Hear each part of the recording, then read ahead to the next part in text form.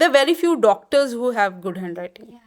And those are the doctors you should take treatment from. No, I'm not saying for the handwriting, but because their mind is calm. I was so lucky that I got Mrs. Sonia Gandhi, Priyanka Gandhi, Robert Vadra through my father. My father has been, he worked for 10 Janpath for like 15 years, and the day he was busy, I was into the forefront, and I went over, and it was a very unusual experience. It's you feel so small that you see them on newspaper, TV all the time, and here you are before them. And but the ease that I was put at, it was just remarkable.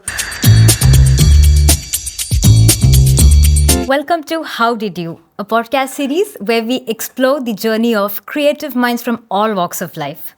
Today, I have a power packed personality here with me, someone whose name has echoed in Bollywood, politics, and big brands. Miss Shipra Rohatgi. Welcome to the show, ma'am. Thank you so much. I'm so honored to be here, and I really have to extend my sincere thanks to Mathrubhumi Narayan sir in the same breath. Thank you. Thank you for being here. As your name suggests, you are ever flowing and hardworking. It's with your experiences and the stories that you have to share with us today. So, yes, I would like to say, how did you become a calligrapher? Um, I guess, like the story goes from Mahabharat, Abhimanyu was meant to make and break Chakravyuhs. It all starts in the womb. And like, if I could quote an example from Narayan sir's life, he has been a very dedicated artist. So it's not necessary that his children will also be calligraphers. But the what is at his core, as I see, it's just my perspective. His core was dedication, and his children, as you see, are very dedicated. And dedication brings a chiseled focus at anything and everything you want to do. So I guess it all starts from there, and whatever we choose for ourselves, that takes center stage. So I was born into a family of calligraphers. My great grandfather was a accountant at Bahadur Shah Zafar's court. He used to write the accounts, and his handwriting was so unmissable. It was so beautiful that it was brought to the emperor's notice, and that he became a part of the court. And then my grandfather followed in his footsteps. He used to design beautiful textiles with calligraphy and color. And of course, there must have been motifs. This is the information that I have received from my elders and from my family. And then, of course, my father brought it to mainstream, and I started helping him at the age of 8. And we were in a joint family. So my uncles, his elder brother's sons, I had 3 brothers, and they had beautiful handwriting just like mine. So all 4 of us, it was a competition that who writes well today and who takes the cake today. So it was all motivated, very motivated. But as children have this capacity of copying. They're like monkeys, and we started to ape my father. My uncle didn't do calligraphy he did not have his heart in it, but my father was a hardcore professional. Although he used to do a job, because calligraphy was not so reliable in those days, they used to think simply that we have to run the family and there has to be money streaming in from somewhere. So he was a banker alongside. My mother was also a banker. And I started assisting him. The times he would be busy, he would put me in forefront that, okay, can you handle this today for me? Can you take care of this for me today? And so I started doing it, and I don't know when in the swing of things, I think I got a good hang of it. So, and my work was started being appreciated by his clients. So they would ask, Mr. Dayal, this doesn't look like your handwriting, but it's very fresh. We don't mind it. So starting from not minding to, wow, who has done this? So that's the journey. And I think we all have this journey where we go lots of mountains and valleys. So it's the valleys that encourage the mountains. So when we are low, we should look at it with a lot of respect and gratitude that, okay, I will get to go there on top. That's wonderful. So you are the fourth generation calligrapher in your family, and we have fifth generation. Yes, my children are very art oriented. They are very driven by art. My daughter's at NID Ahmedabad. My son is at Shishti Manipal. And they're both in their respective fields. They both can do calligraphy, but they haven't chosen it like their mainstream. But I'm sure It's there in the blood. it is in the blood. I guess, at least I see so. So, like as I was asking, for someone who likes art of calligraphy, and they feel that I don't have a good handwriting, is that something that you can improve? Definitely. Yeah.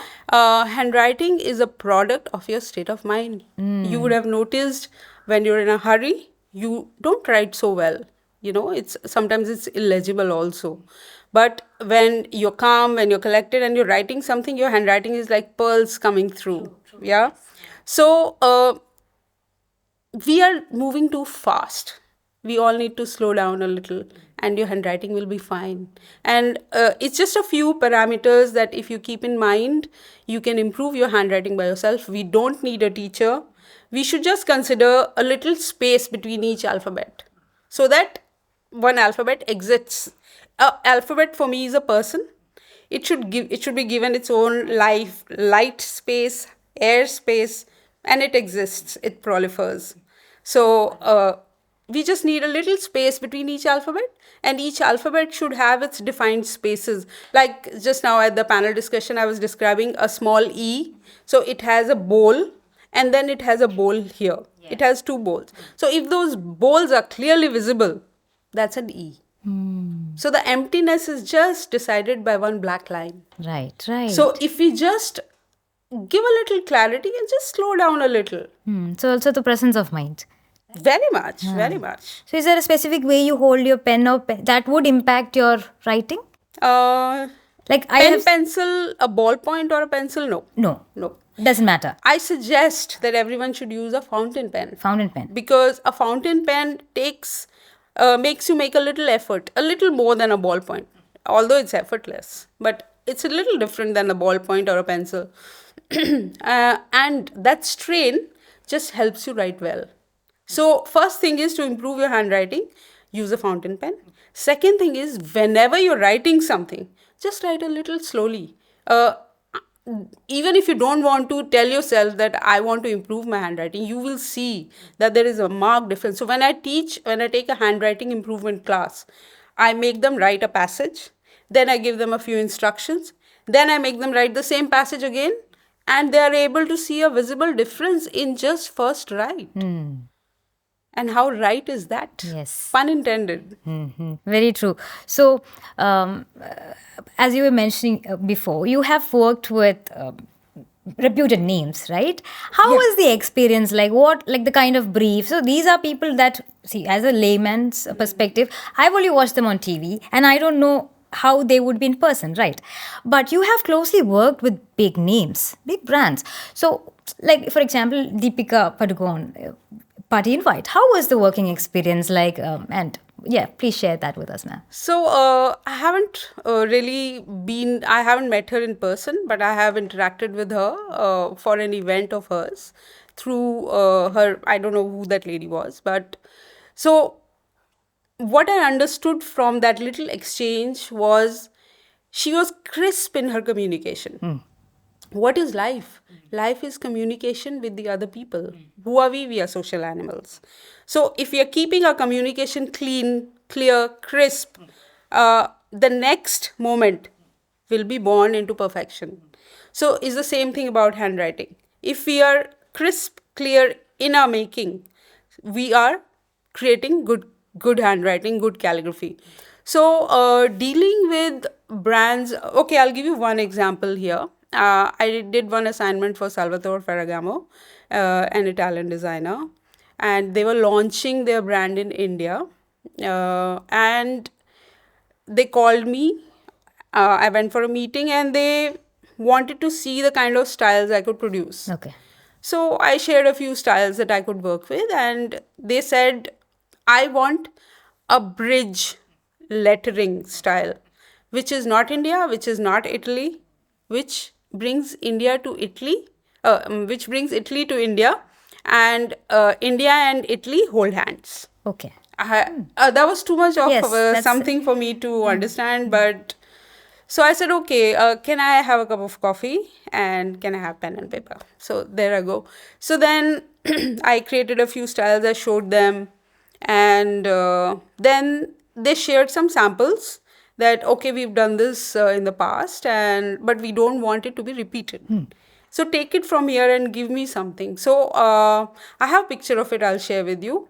I created a sort of, it was lettering I have never created before. So I guess I was just being the medium and something new was created. And I feel that some people work very well under pressure. Sometimes we just do what we don't know that we had. So we are holding so much in our subconscious that we ourselves don't know. So in that moment, that came out, and so they made me write the same thing 100 times. When they thought that I had hit the stride, then they were like, "We are good to go," and I did those invites for them, and they were really, really happy with the outcome. So we if we can understand the client's requirement. So who are clients? They're people. correct. They are dealing with me because they are expecting something from me. So that depends on how I perceive what they want and what I deliver to them as an outcome of that perception. So dealing with any client, you the person who's going to a new client should keep oneself very calm, steady, and confident. One should not feel under pressure, oh, it's a big brand and I'm this person. What if I'm not able to? Right. Of course, we will be able to. We should just be confident. We should just be sure of ourselves. I'm not saying one should be overconfident. We should be sure of ourselves and we should try to understand what the client wants. We should look around what kind of colors client use, what kind of shapes client use. So I saw that Ferragamo had lots of soft lines, not curves, but no sharp lines. So that handwriting that I did, the manuscript that I created, it had no sharp lines, but it did not have fluid lines also. It was something in between. So if we are perceptive, if we are looking around well, then answers are everywhere. If we are a seeker, then answers are everywhere. So, when you're working with brands, like big brands, my question is for, again, for the general audience, because when you say calligraphy as a profession, there are a lot of people who would want to take up calligraphy or art as a profession. But then, if you ask my mother, she would just say that it's a beautiful handwriting, right? How is that a profession? How secure is that? So now you are someone who's explored different sides of calligraphy as a profession, working with big brands like Chanel, Louis Vuitton. So I would like to hear stories about how was it working with those brands and the potential and possibilities calligraphy has on, career. So calligraphy is definitely beyond handwriting. You must have seen I do calligraphy on shoes, hats, saris, t-shirts, shirts, kurtas, jackets, trousers, you name it, bags, whatever. To connect with a brand, to bring to the table something the brand is looking for as a solution, is something. Let's say I am a big brand and you are a calligrapher, and I give you a sort of line, that okay, you give me an elegant look. Now, as a professional calligrapher, if your basics should be very clear, and you should be able to propose to them 4 to 5 elegant hands. Okay. So, and your client will definitely be able to choose one from it. If otherwise, they will suggest you something that I don't like these, but this is what I'm looking for. So, if you're capable of producing that, you should take it up. And if this is something you haven't done before, you can request for time. You can say that I need a little bit of time. Give me some time and I will come up with it. Or you should suggest another calligrapher's name who you genuinely know is a good calligrapher at that particular hand.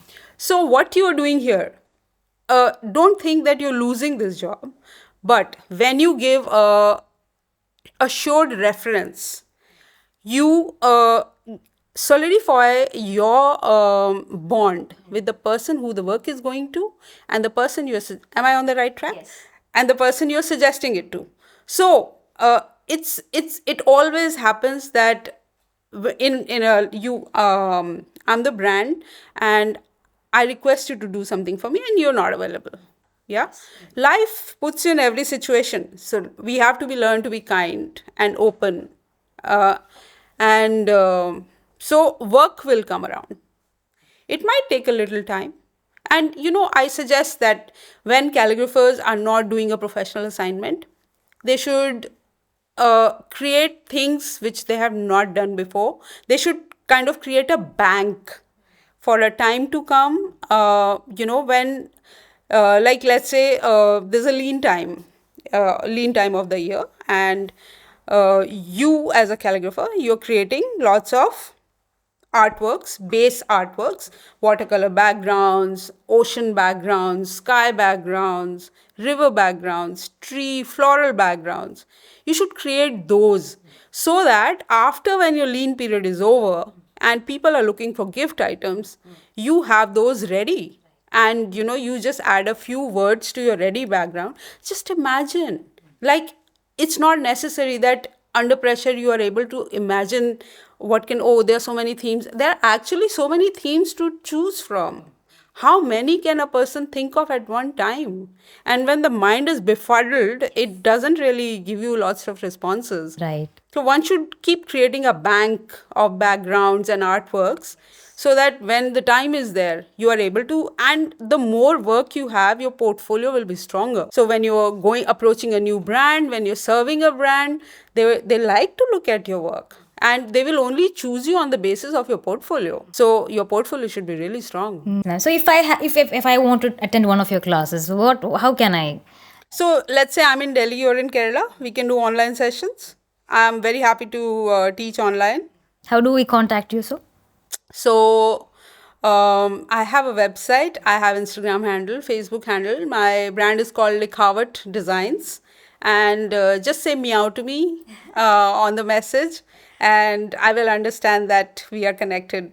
So I would be very happy to teach online, offline, in any possible way, because calligraphy teaching, if I'm teaching someone calligraphy, I am giving hope, I'm planting hope in the next person's mind that someday this person will be able to take care of himself or herself by practicing this meditative form.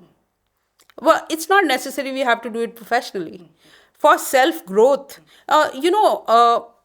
so when I had my serious lows, many people become suicidal.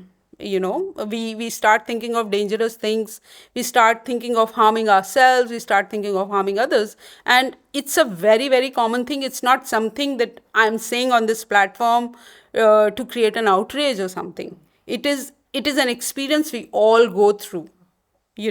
So when we are dealing with it, we go to our comfort zone. If calligraphy can be made comfort zone for a mind space, my God, that person can be saved and healed through.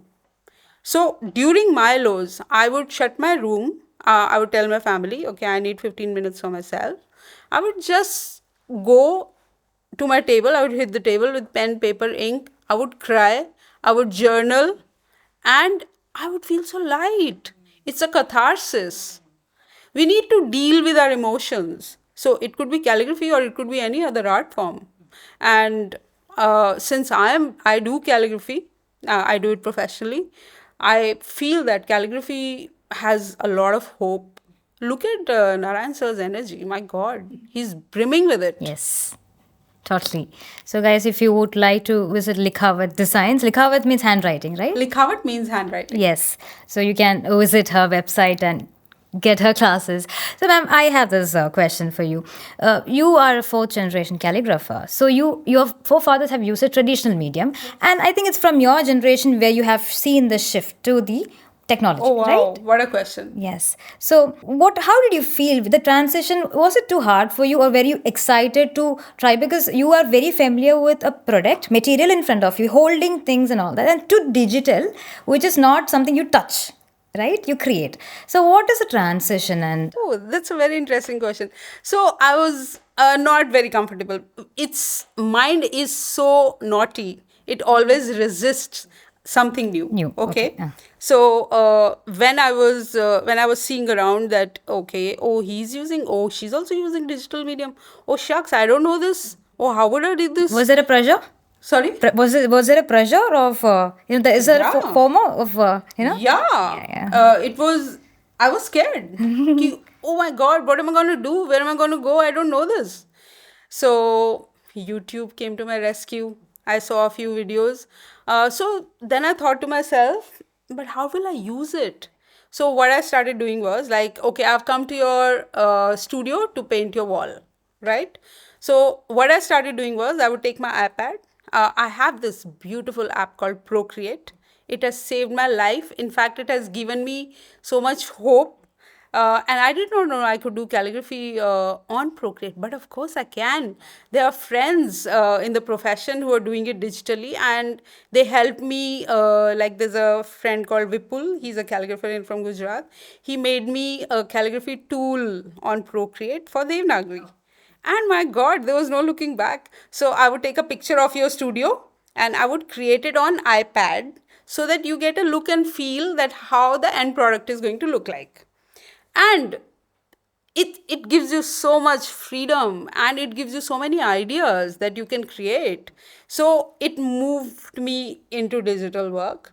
And now so many of my artworks, the prints that I sell, like there are mantras, there are quotations, like there's a poem called If by Rudyard Kipling. It's used by generations altogether as a hand me down from parents, grandparents to grandchildren. It is so meaningful, that piece of poetry. As a How should you conduct yourself? Okay, what is So the one line of that poetry if you can it's give? a very long poem. It says that if you were to be a man, you would do certain something, something like that. Like it gives you a code of conduct in a very sweet way.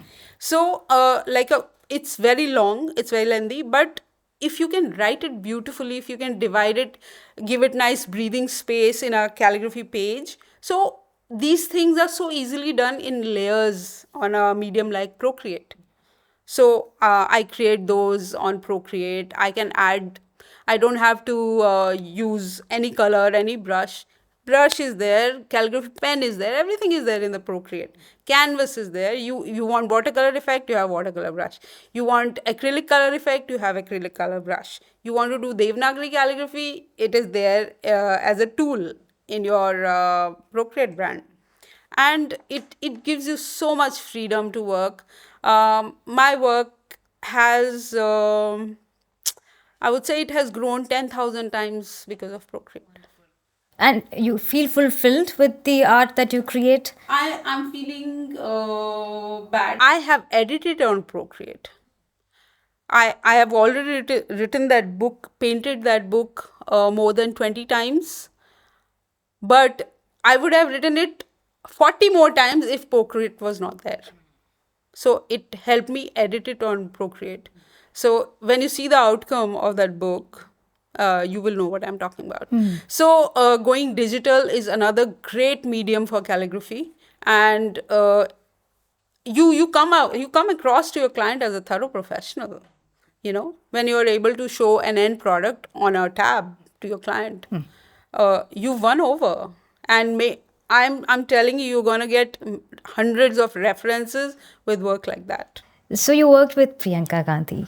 I was so lucky that I got Mrs. Sonia Gandhi, Priyanka Gandhi, Robert Vadra through my father. My father has been, he worked for 10 Janpath for like 15 years, and the day he was busy, I was into the forefront, and I went over, and it was a very unusual experience. It's you feel so small that you see them on newspaper, TV all the time, and here you are before them, but the ease that I was put at, it was just remarkable.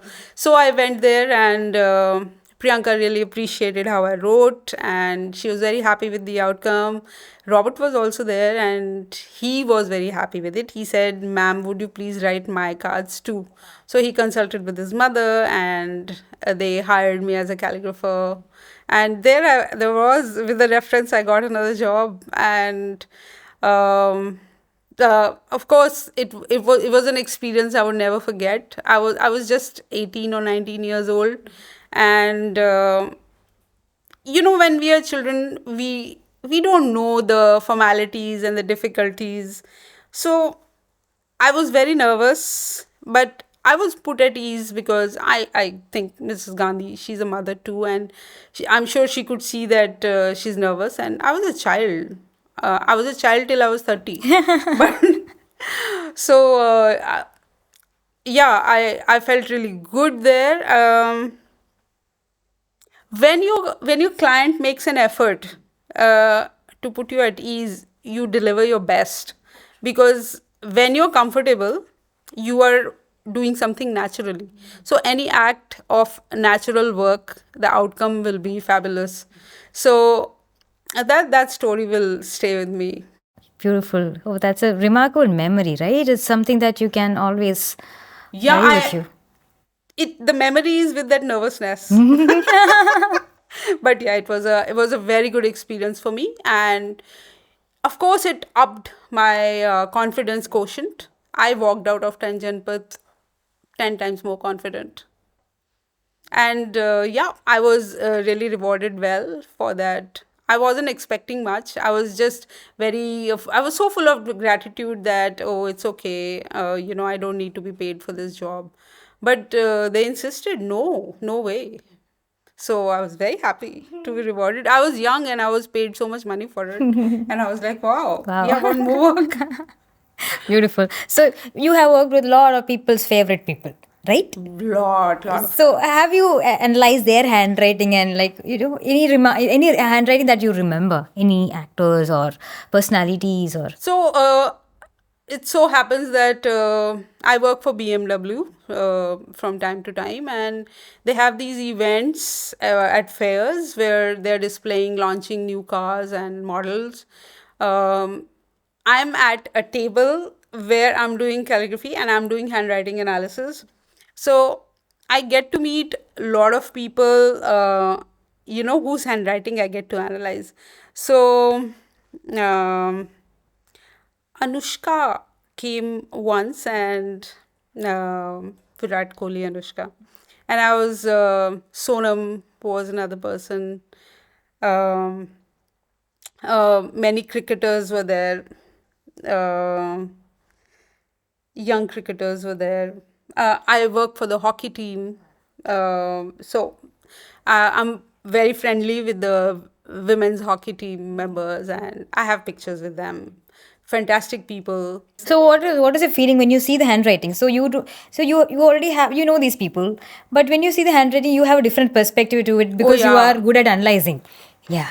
How So is that? How is that shift? Like how is that? it's funny at that time, but then of course later on you realize that every person has all kind of qualities, good, bad, and we are ever changing. You will never be the same person again, so will be I.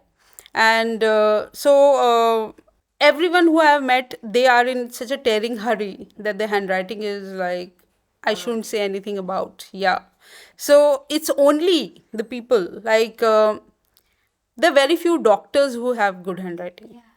And those are the doctors you should take treatment from. No, I'm not saying for the handwriting, but because their mind is calm. Right. Because it's a rare thing that even I have never seen a doctor's handwriting which is clear for Really? me to read, except for And yeah. if they're using fountain pens. I mean, I'm just saying that how you can see a person inside the layers. We are a certain face, but how are you inside? How do you know? So there've been so many instances that I have been able to gauge people, and but what am I going to do with gauging people? But it just gives me an insight that we are all people and we have all kind of qualities in us. So what is it one exciting project that you have done with a big Okay, name that you... I'll tell you. So I was doing Saf and Karina's wedding invites, and Mrs. Tagore was quite happy with my work. She was very appreciative, and she asked me, Shipra, do you do carving on stone? So I was like dumbstruck. I have never thought of carving before, and I had never done it before. I was very honest to my client. I told her that, ma'am, I am not familiar with this art form and I've never done it, but I'm not close to it.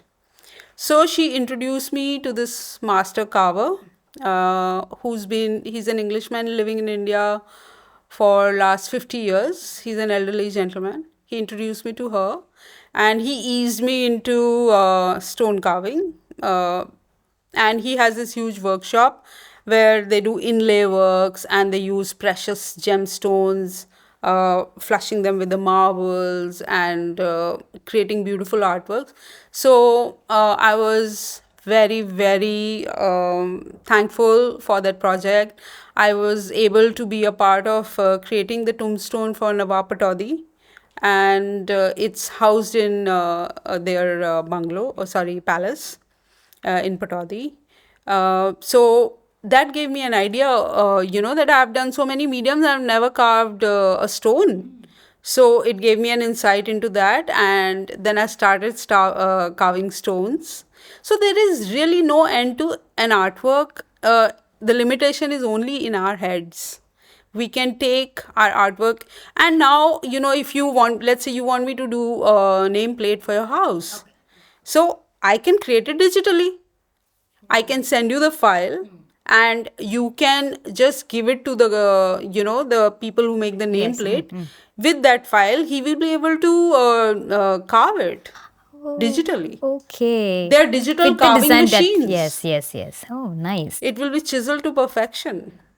So calligraphy is, it's something, it is born out of your hands. It is a combination of your mind and your head. And I feel that if you're doing anything, if you're using any medium, you should explore it. And it's so true that client not always knows what he wants. Most clients don't know what they want. They want you to show them what you have to offer. So again, I come back to the lean period. If you have a repertoire of things, if you have a portfolio, that is what they want to see. And you should see the requirement of a client, whether it's a golf party, whether it's a wedding party, whether it's an inauguration. If you're talking about a certain brand, if I'm talking about Chanel, what is it about Chanel? The perfumes and the scarves. So we have to see what the client's forte is, and you offer them solutions related or something that excites what they do. It should suit their brand. So again, coming back to the point that reaching out to a client, it's not a tough ask really. So I'll tell you a very good idea for youngsters who are looking at calligraphy as a profession. My father used to go to the melas. He used to go to the fun fairs with a bundle of 100 sheets. He would cut them into half. He will carry his colorful markers. Everyone who's coming into that fair, he would write their name in beautiful calligraphy and he would charge nothing. Wow. What a beautiful way of spreading joy and telling everyone, hey, I do calligraphy. Yes. Do you know what calligraphy is? Yes. And he made so many clients like that. So if I'm let's say I go to Forum, I sit at a cafe, yeah, Forum the mall. I sit at a cafe and I'm carrying some bookmarks and my pen. You're sitting next on the next table, and I say, hey, I like what you're wearing. What's your name? And you tell me your name, and I write your name. And here you are, you're introduced to calligraphy. Who knows who's sitting on the next table? If you have some passion in you, it has to go out. It has to infect other people. Right. It had to touch other people. And they have to see, oh my God, I want that energy. Correct. Because they're not aware of something that's existing, right? Exactly. It's only when you introduce it. It's like gospel. Yeah. So the word goes out. You don't know how many people are looking. It's like more of you are your own PR. You don't need a team, right? We really don't. When we are just us, we don't need a PR team. So where is this energy coming from, ma'am? It's like I'm very inspired right now. When you're passionate about something, the energy is inbuilt. Yes. If you like something, at just a mere hint of that name, Yes. you will have spring in your step, and you will be like, oh yes, I will do this. That's like if there's a wedding event at home, we are given tasks, and tasks are given up according to our aptitude. What is it that we are good at, or what is it we are happy to do? So the energy comes from the joy Correct. of creating something, of doing something that your heart beats for, something that you really love. Apart from calligraphy, what is the one thing you're very passionate about? Apart from calligraphy, parenting. Oh, that's sweet. And I feel that whatever we are today in this room, so many of us, whatever we are a product of our parenting. Upbringing. What kind of upbringing we are given, the course correction by parents. Our parents make us learn so many things as we are growing up. Why are they doing that? Because they want to ascertain what is it that we are made for. They're looking for that thing, that one thing that we love to do, so that they can push us in that direction, so that we can find our space, so that we can find our journey. And it's all about journey. It's about journey. How did you? That's how I did. Yes. So, in one word, if I have to ask, how did you do this? Or you're sitting here today with us, sharing your experience. So, in one word, if you can describe your journey, what would that be? 3 words. Your choice, ma'am. I never stopped. Wow. Yes. I wanted to create Persistence. persistence. Wonderful. The energy has to flow. Energy has to flow. Even if it's... We have to pursue Yes. relentlessly. Even if when you are at a stagnation period, you have to keep going. Yeah, we have to keep going. Also, in these times, youngsters don't have to just follow one thing, because this is the time, like I'm enchanted by Rabindranath Tagore. He was such a multifaceted personality. He was a poet, he was a painter, he was a writer, he was a dancer, he was a singer. My God. So, yes, we have to address those sides of us. Correct. He had interest in various... We have to address our... So, I don't only do calligraphy, no, otherwise I'll get bored. Yeah. I bake. I paint. Okay. I like to walk. So we have to address our aspects. So with the aspect of one hobby, the other hobby will shine. Very true. Because we are giving space between everything. Yeah, it's not just that I am just this. I am also this, and We this. can't be one yeah, thing. you can't. We are born with multi-talents, and we are born with multiple interests. And we are given multiple interests because of where we are born and how we are coming up, how we are growing. Correct. So we have to address our interests. Beautiful. Oh, that's very much encouraging for everyone who's like into creative. I really hope that even if one person is getting the answer that he or she is seeking from this talk, my life is made. I'm worth it. So I'm very happy that in the intro that I said possibilities, because if the whole conversation about you were like giving me a lot of possibilities to think through. Yes. There are endless possibilities in every field. It just needs our edge. So even when I teach calligraphy, I encourage my students, don't just do what I'm teaching. Where is your touch in it? Till the time they don't put their touch in it, they don't get a grade. Correct. I push them. Correct. So yes, I think this was very entertaining, and it's very informative also for me. And it was so pleasure having you today in our show, ma'am. I can't tell you how happy I am how proud I am to be here. Yes, thank you for having me. Thank you so much.